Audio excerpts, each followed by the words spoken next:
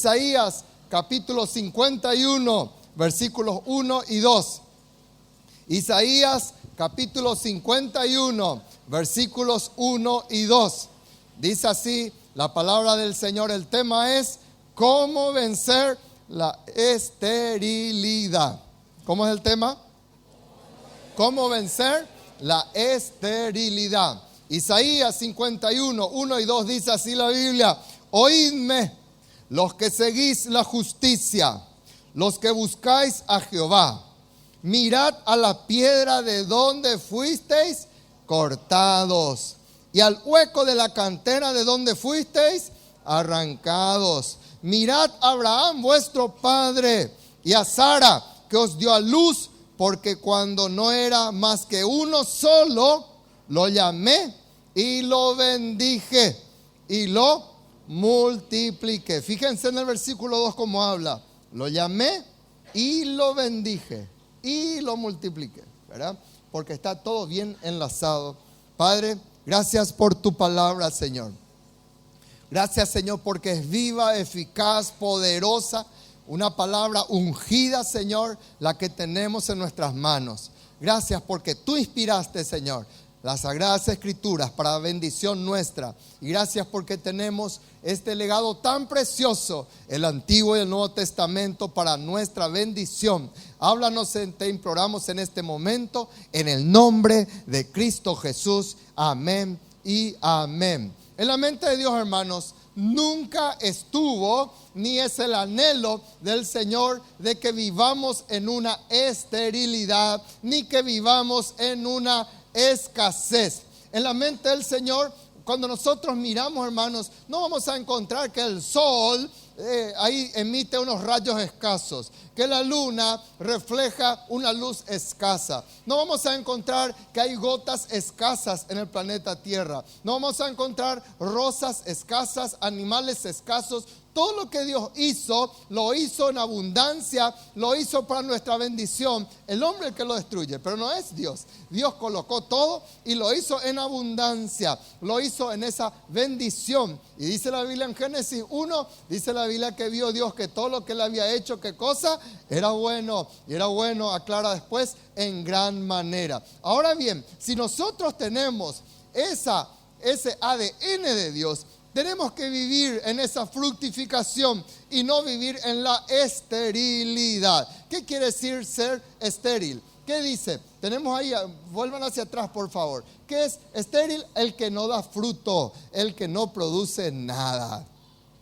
Y cuando nosotros hablamos de esterilidad, hermanos, no estamos hablando solamente de no tener hijos físicos. Hay muchas mujeres que están sufriendo, hay muchos matrimonios que están sufriendo porque ya sea ella o él son estériles y no están pudiendo de repente tener hijos. Y por eso la Biblia habla del caso de un hombre, de un matrimonio que justamente aquí menciona, ¿verdad? Está hablando de Abraham, un hombre que él con su esposa no podían tener hijos porque Sara era estéril. Entonces Dios interviene poderosamente. ¿Por qué? Porque no era el anhelo, ni es el anhelo de Dios de que ni Abraham, ni vos, ni ninguno de nosotros, ni nuestros hijos mueran en esa esterilidad. Estamos hablando de esterilidad, no solamente no dar hijos, sino que estamos hablando de la esterilidad. Hay personas que son estériles en cuanto a que no tienen sueños, personas que son estériles en cuanto a que no tienen frutos, personas que son estériles porque nunca pueden progresar económicamente, y son ahí generaciones y generaciones de esterilidad que se van extendiendo, y de repente alguien quiere levantarse en la familia y romper esa esterilidad, y los parientes se enojan. Los parientes dicen: ¿qué es lo que vos hiciste? Comienzan a retarle, comienzan a decirle cosas, comienzan a decirle sandeces. ¿Por qué? Porque dicen: todos nosotros somos pobres y vos también tenés que ser pobre. En nuestra familia todos se divorcian, vos también tenés que divorciarte. Yo he hablado con personas que piensan así. Por eso le estoy hablando en esa forma, ¿verdad? Hay personas que se ponen tristes si un pariente va adelante. Increíble. Pero vos y yo no fuimos llamados para ser estériles. ¿Cuántos dicen amén? Vos y yo fuimos llamados para fructificar.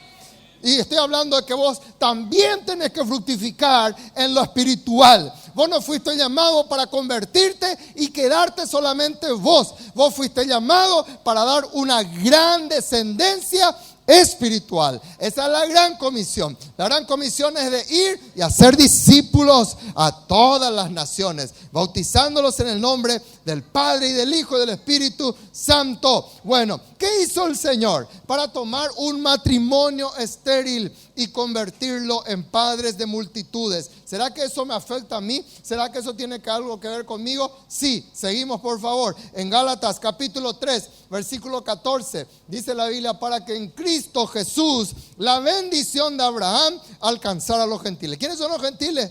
Todos los que no hemos nacido de una madre que tenga vientre, ¿verdad? Judío. De ahí viene el judío, es aquel que es engendrado por una madre judía. Es la mamá la que determina, el vientre lo que determina que el descendiente sea judío o no, ¿verdad? Y entonces vos y yo, que no somos judíos, que no tenemos nuestro pasaporte, nuestra cédula, dice que somos paraguayitos, que nos niega su nación, que a papá le da un beso y a papá su corazón. Son la papá guau, ¿verdad? No, ¿verdad? No, sino que vos y yo que somos paraguayitos, vos y yo, o de repente brasilero o argentino, vos que de repente no naciste en Israel, vos sos un gentil. Pero la Biblia dice una linda noticia, que cuando estamos en Cristo Jesús, la bendición que reposaba sobre Abraham te va a alcanzar también a vos. ¿Cuántos dicen amén? La bendición es para alcanzarte a vos, para que por la fe, dice la Biblia, recibiéramos ¿qué cosa? La promesa del Espíritu. Hay una promesa de Dios y vos tenés que capturarlo en el Espíritu para que eso llegue a tu alma, eso trascienda a tu cuerpo y eso trascienda en todo lo que vos emprendas. Por eso, ¿dónde se anida toda esta bendición? ¿Dónde es? En el Espíritu. Y algunas personas quieren solo en el cuerpo y no, tiene que arrancar. ¿Dónde? En el Espíritu. Por eso dice, para que recibiéramos la promesa del Espíritu. Ahora bien, ¿cómo vencer la esterilidad? Rápidamente, por motivo de tiempo, vamos por favor. Primer punto. Primero, si vos querés vencer la esterilidad, nunca te olvides de tu situación. Amén. Nunca te olvides de donde el Señor te sacó. Dios conoce nuestra situación. Hay personas, hermanos, que alardean. Hay personas que se jactan porque hoy de repente tienen una cantidad de hierros que se mueve ahí sobre 4 ruedas. Ya se jacta por ese vehículo y piensa que es una gran personalidad por eso. Y de repente hasta podemos engañarle a otros, o por un trabajo, o por una posición, o por una posesión, ¿verdad? Y le queremos engañar a otros, pero a Dios no le podemos engañar, porque Dios conoce de dónde nosotros venimos. Y una de las cosas tan fuertes que dice: oídme lo que seguí la justicia y lo que buscáis jugar, mirad a la piedra de donde fuisteis cortados. ¿De dónde vos saliste? Vos saliste de una piedra.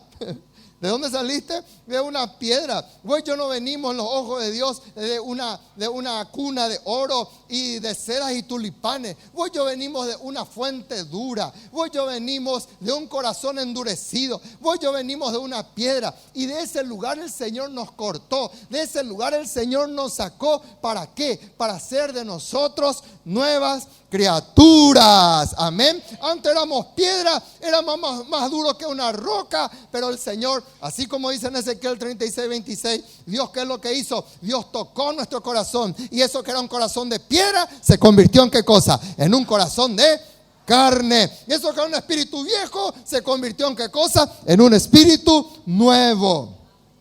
Entonces, qué importante recordar, ¿verdad? Si vos querés ser una persona que rompa la esterilidad, nunca te creas gran cosa.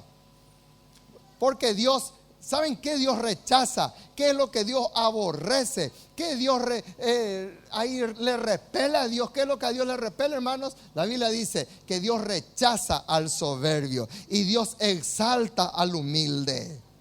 Ahora, la humildad no está direccionada en el punto de que yo tengo que andar todo andrajoso, todo rotoso. Yo puedo andar todo andrajoso y todo rotoso, como muchos de nuestros campesinos, pero nunca dejan que Dios les transforme, ¿verdad? Porque ahora es caria uina, y así te habla, ¿verdad? Y él no lleva ni una bolsa porque es caria uina, ¿verdad? Y él él es hombre, ¿verdad? Y entonces nadie tiene que decirle nada. Así son nuestros campesinos.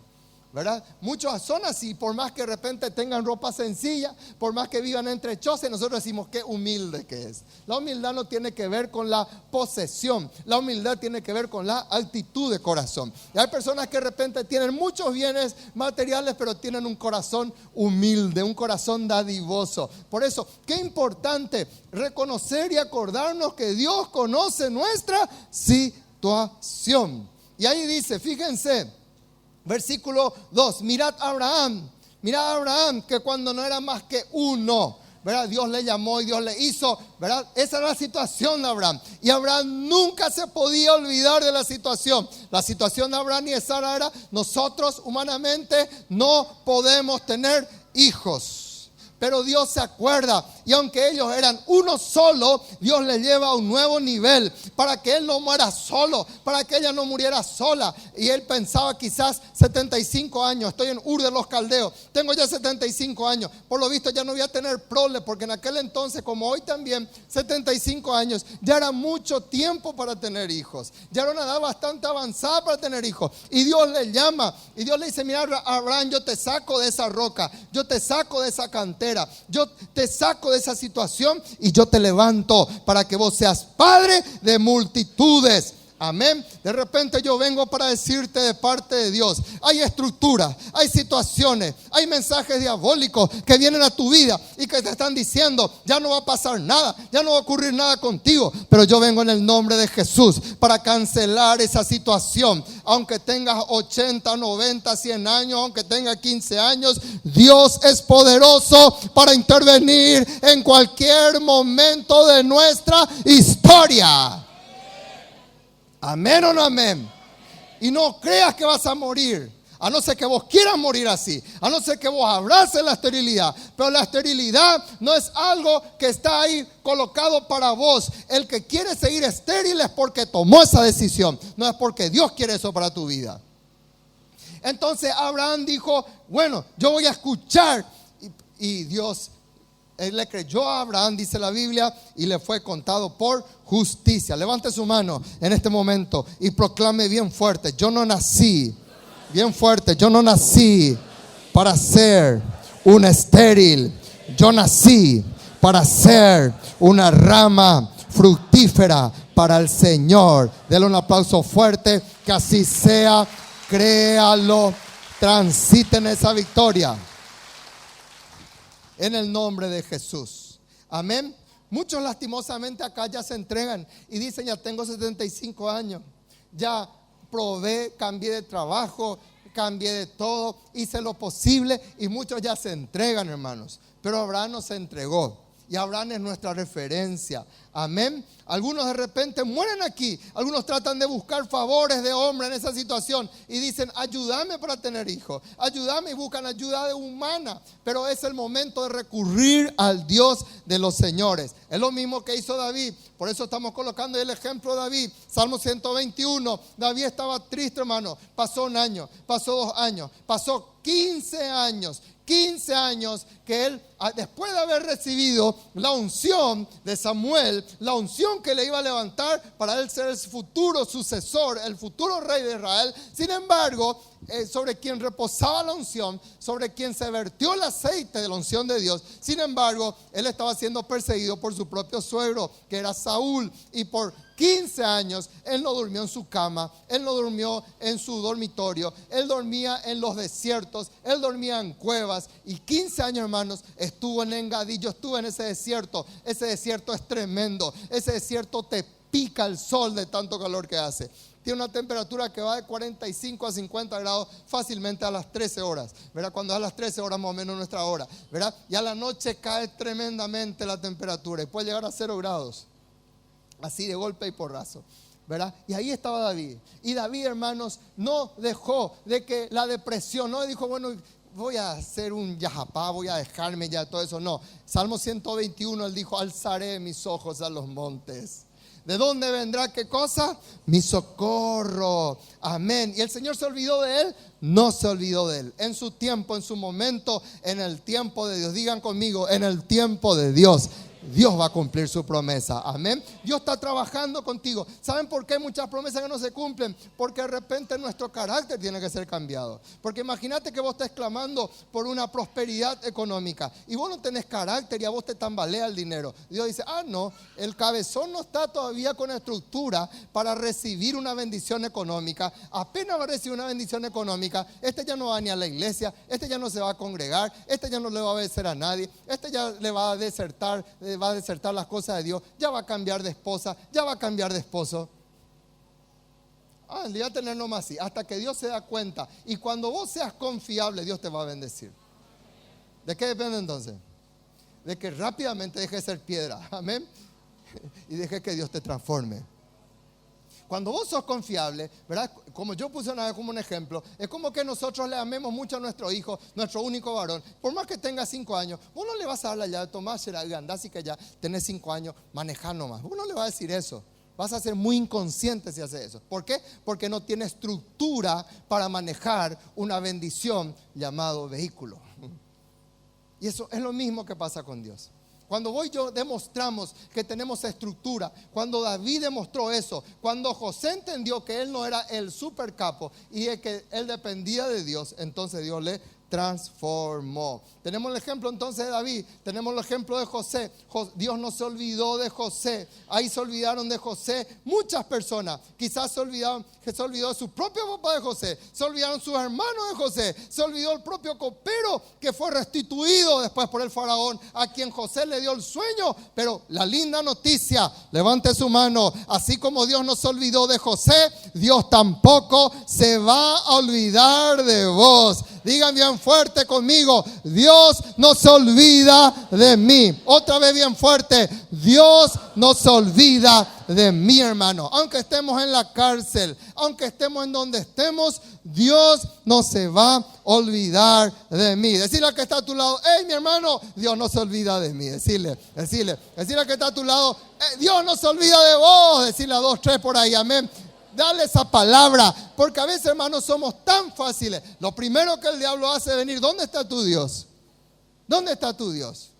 Y ahí ya entramos nosotros. ¿Y por qué lo que así está mi matrimonio? ¿Y por qué lo que está así mi finanza? ¿Por qué lo que soy tan cangüero? ¿Por qué? Y ahí comenzamos los por qué, ¿verdad? ¿Por qué? ¿Y por qué? ¿Y por qué? Segundo, no te olvides entonces de tu situación. Segundo, ¿querés vencer la esterilidad? Recordate del llamado de Dios. ¿Quién es el que te llama? ¿Qué dice la Biblia? Yo lo llamé. Amén. Lo llamé. Versículo 2. Mirad a Abraham vuestro padre, a Sara que os dio a luz, porque cuando no era más que uno solo, lo llamé, dice la Biblia. Levante su mano y digan bien fuerte conmigo, yo soy llamado por Dios. Amén. Lo más importante que ocurrió en la vida de Abraham, hermanos, no fue el tener mucha riqueza, como dice en Génesis capítulo 12, capítulo 13, ¿verdad? No es el haber tenido mucha riqueza. Lo más importante que ocurrió en la vida de Abraham fue el haber escuchado el llamado de Dios. ¿Cuántas veces Dios te llamó? Yo no te estoy hablando para que todos seamos pastores acá, no. ¿Cuántas veces Dios te llamó? ¿Cuántas veces Dios te dijo, obedecémela? ¿Cuántas veces Dios te dijo, abrí tus células? ¿Cuántas veces Dios te dijo, sé generoso, sé gentil, sé esto y aquello? Anda a llevar mi palabra. ¿Cuántas palabras Dios te llamó, Dios te dijo de instrucciones? Y muchas veces nosotros cerramos nuestro corazón y cerramos nuestro oído. Pero cuando Dios le llamó a Abraham, Abraham estuvo dispuesto a dejar todo, hermano. Dejó su tierra, dejó su parentela. Eso quiere decir que él renunció a su nación. Eso quiere decir que renunció a su familia. Eso quiere decir que renunció a su bandera. Eso quiere decir que renunció a su idioma, hermano. A todo renunció él por el llamado de Dios. Y se fue sin saber a dónde iba. Qué tremendo. Lo llamé. Pero el llamado de Dios, cuando Dios te llama, implica renuncias. ¿Qué implica? Cuando Dios te llama, implica renuncias. Dios no viene para acariciar tu pecado. Dios no viene para decirte cierto al pecado que tenés. Hay personas que me dicen, pero pastor, vos tenés que entender mi fornicación, mi pecado. Vos no viví esa situación. Como diciendo que yo no tengo la tentación más o menos. Que soy un Superman, un Spider-Man, todos juntos y Birman en conjunto. No, hermano. Todos tenemos la tentación, ¿verdad? Todos tenemos. Pero ahí uno tiene que decir no. Y algunos quieren decir no, pero a vos no te pasa nada. No. Vos tenés que entender que el llamado de Dios implica ¿qué cosa? Renuncias. El que ama su esterilidad no está dispuesto a hacer renuncia. El que quiere romper su esterilidad está dispuesto a hacer renuncia. A veces tenés que renunciar a tu comodidad, a veces tenés que renunciar a tu orgullo, a veces tenés que abrazarle a la persona que querés matarle más o menos. Y mientras vos la abrazás, Dios te va sanando. Renuncia. A veces tenés que predicar a la gente que te traicionó y vos tenés que volver a, así como estaba ministrando entre los jóvenes, tenés que volver a recibirle, besarle en su cuello, ¿verdad? Restaurarle, abrazarle otra vez. Y es una renuncia, tenés que morir a tu yo, ¿verdad? Porque para ser vencedor en el reino, tenés que ser vencido por Dios. Amén. Dios le llamó a Jacob. Jacob, ahí tenemos el ejemplo. El pueblo de Israel, lastimosamente el pueblo de Israel, Dios le llamó, pero a pesar de que ellos salieron de Egipto, Egipto nunca salió del corazón del pueblo de Dios. Y por eso hasta hoy están pasando muchas dificultades por cuanto les cuesta oír el llamado de Dios. El ejemplo de Jacob, hermano. Jacob, él pensaba quizás, ahora que huí de la casa de mi padre, ahora que tengo una amenaza de muerte de mi propio hermano Esaú, ahora ya Dios se olvidó de mí porque le robé, le estafé la primogenitura a mi hermano. Pero ahí en el desierto Dios vuelve a llamarlo y extiende su escalera de amor, extiende la visión sobre su vida. Y aquel hombre que pensaba que nunca más sería llamado por Dios, sin embargo Jacob recibe nuevamente el llamado del Señor. Ahí estaba un hombre, Moisés, curtido por el desierto, 40 años como pastor de ovejas de su suegro. ¿Y qué pasó con él, hermanos? Ahí en el desierto Dios le vuelve a llamar. De balde no te vas a querer esconder de Dios. Aunque te vayas a otra nación en la tierra, aunque te vayas a vivir, no sé, allá en Bután, allá entre los Himalayas, aún allí Dios te va a llamar. No vayas a querer esconderte de Dios. Preguntale nomás a Jonás. Jonás se quiso esconder de Dios, ¿verdad? Se metió en el buque, pero ahí estando en el vientre del pez, Dios le vuelve a llamar para que deje de ser desobediente. Porque en cualquier lugar donde vos estés, Dios te va a llamar. ¿Qué hacemos con el llamado de Dios? Esa es la pregunta, ¿verdad? Y sin embargo, Jacob obedeció y Dios le levantó. Es fácil aceptar a Cristo, hermano. Es muy fácil aceptar a Cristo. Lo difícil es transitar bajo el señorío de Dios. Eso es lo difícil. Muchos le conocen a Jesús como el Salvador nomás, pero no como el Señor. Y la Biblia en Mateo 7:21 dice que no todo el que me dice Salvador, Salvador entrará en el reino de los cielos. ¿Qué dice? No todo el que me dice Señor. Porque lo que Dios espera es el señorío en tu vida. ¿Qué es lo que hoy yo necesitamos entender? Que la puerta a la salvación es para entrar bajo el señorío. ¿Y qué quiere decir bajo el señorío de Dios? A partir de ahora, Él es el Señor de mi matrimonio, el Señor de mi vida, el Señor de mi hijo, el Señor de mis sueños, el Señor de mi finanza. Él es el Señor ñande yara. Ahí lo viene el guaraní diciendo, Él es tu dueño. Él es tu dueño. Por eso el guaraní le da justito en la definición. ñande yara dice, nuestro dueño dice. Qué interesante, ¿verdad? Nadie le hacía caso, hermano. El ejemplo de quién tenemos, de Samuel. ¿Quién le va a hacer caso a un niño? Un niño que era ahí, pero Dios le llama. ¿Y qué dice Samuel? Habla, Señor, que tu siervo oye. Tenemos el caso, hermano, de Zaqueo. Nadie se fijaba en el petizo, ladrón, estafador, pero la gente miraba solamente abajo. Pero Jesús miró aquel árbol y ahí había un hombre colgado. Ahí estaba un hombre que estaba agarrado de la rama y Jesús le mira. ¿Y qué hace Jesús? Le llama. ¿Qué hace Jesús?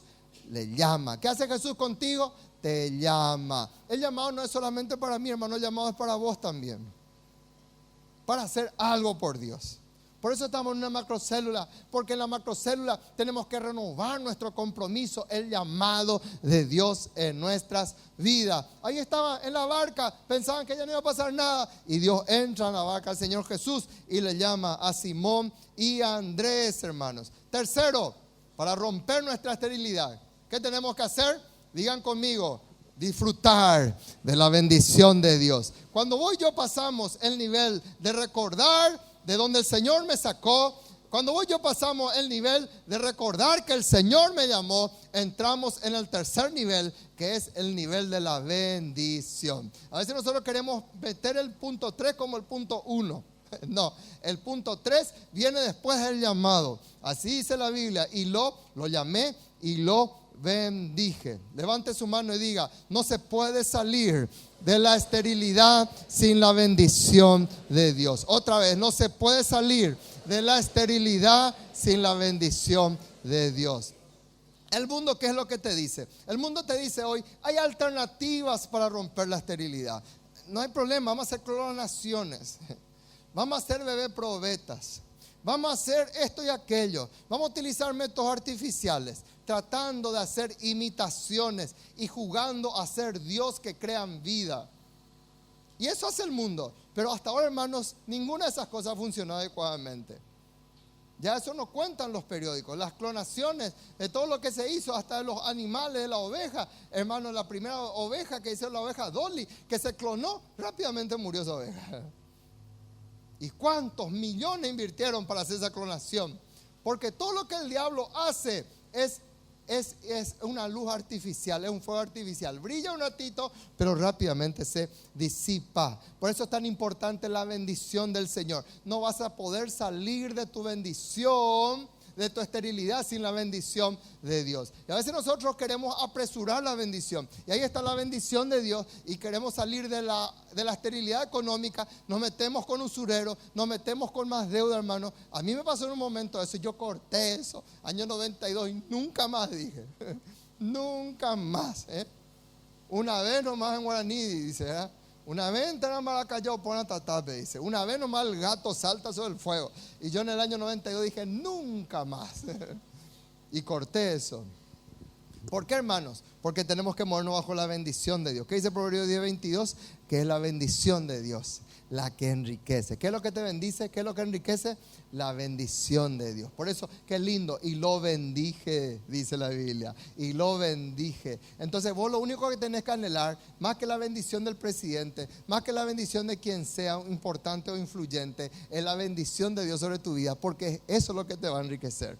Y eso no va a añadir tristeza. ¿Por qué? Porque de repente si vos te metes con un usurero y Guau te salvó en ese momento, después ahí dormís, no puedes dormir porque tenés que pagar la deuda más una usura, que en poco tiempo se multiplica tu deuda, se duplica tu deuda y no te deja dormir. Pero cuando es una bendición de Dios, cuando Dios te prospera, cuando Dios te bendice, vos te vas a dormir como esos angelitos, ahí dormís tranquilo, bendecido en la presencia de Dios. Y puedes decir como David, en paz me acostaré y asimismo dormiré, porque solo tú, oh Dios, me haces vivir confiado.